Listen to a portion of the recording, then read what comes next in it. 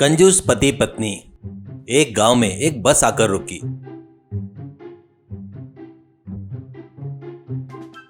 उसमें से एक आदमी उतरा।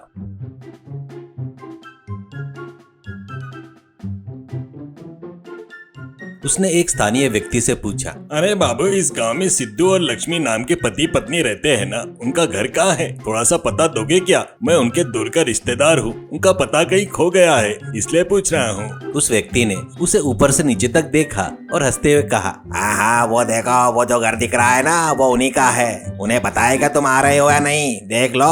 और वो वहां से चला गया। वह आदमी समझ नहीं पाया कि वह ऐसे क्यों बात कर रहा है, लेकिन वह सिर खुजाते हुए उस घर की तरफ चल दिया। दरवाजा खटखटाते ही सिद्धू और लक्ष्मी बाहर आए। उसने उन्हें अपना परिचय दिया और उन दोनों ने उसे पहचान लिया। लक्ष्मी बोली, अरे आप आइए आइए, बिल्कुल खाने के समय पर आए हैं। क्या खाएंगे आप? चिकन करी, मटन करी या फिश करी? वह खुश होकर बोला, अरे वहाँ इतनी वैरायटी, कुछ भी चलेगा मुझे।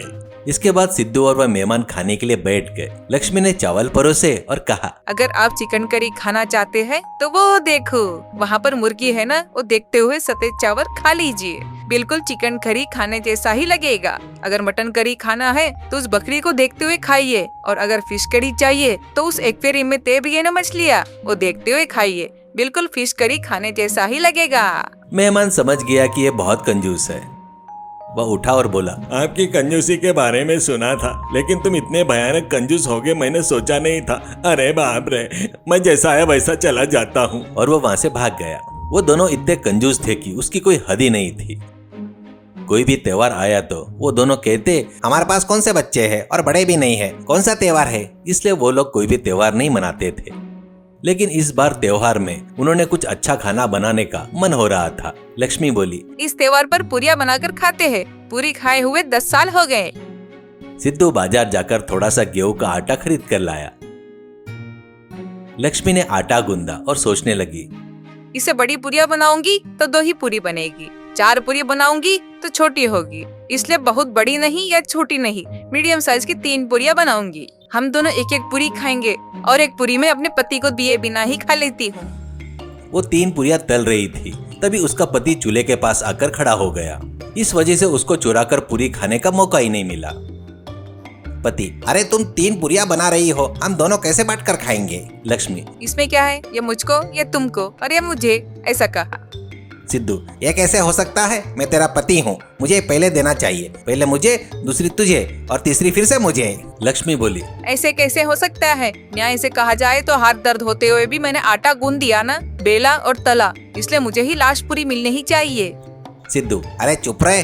अगर मैं आटा नहीं लाता तो क्या होता? पैसा लगाकर आटा लाया, इसलिए तीसरी पूरी मुझे ही मिलनी चाहिए। इस तरह वो पति पत्नी बहुत देर तक झगड़ा कर रहे थे। आखिरी में लक्ष्मी ने एक शर्त रखी, हम दोनों बिना हिले डुले सो जाते हैं। जो पहले हिलेगा या जो पहले बोलेगा वो हार जाएगा। जीतने वाले को 2 पूरी मिलेगी, हारने वाले को 1 ही मिलेगी। सिद्धू मान गया। सिद्धू, 2 पूरियाँ के लिए हिलना क्या? मरने को भी बोलेगी तो मैं तैयार हूँ। दोनों जमीन पर मुर्दे की तरह हिले डुले सो गए।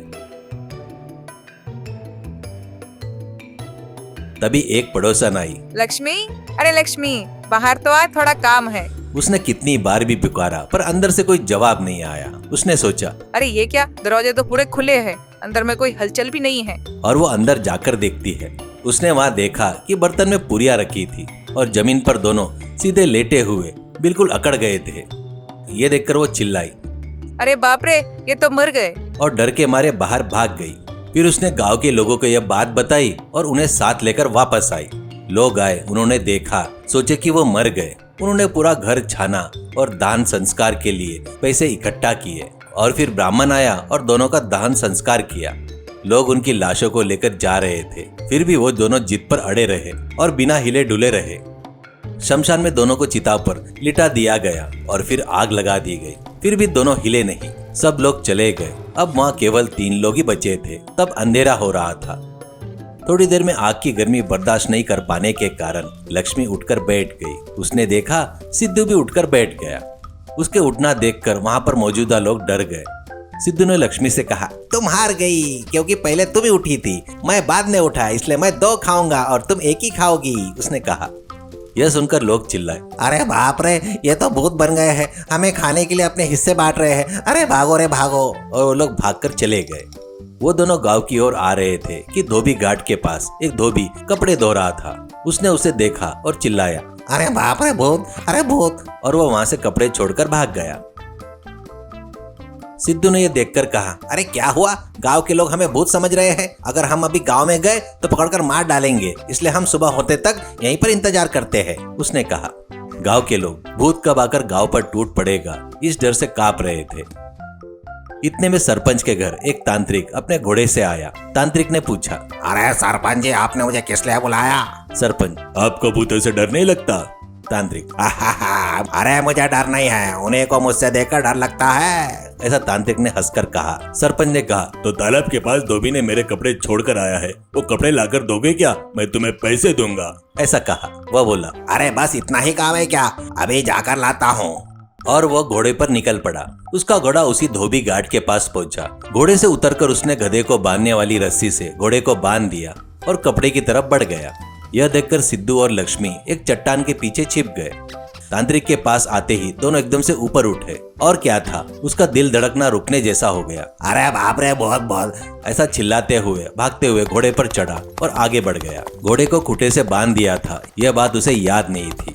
उस हड़बड़ी में उस रस्सी से बंधी लकड़ी भी उखड़ कर आई, उसके पीठ पर मारने लगी। उसने सोचा कि यह भूतों का काम है और वो अरे बाप रे, मुझे छोड़ दो, अरे मुझे जाने दो, चिल्लाते हुए तेजी से चला गया। उसके भूत से डरकर भागने को देखकर गांव के लोग हंस रहे थे।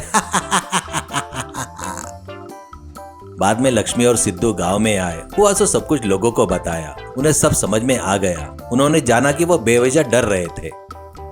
आधी रात को घर जाकर देखा तो घर में एक भी सामान नहीं दिखा। गांव के लोग एक एक सामान उठाकर ले गए थे। ये सब समझकर पति पत्नी चक्कर आकर गिर पड़े।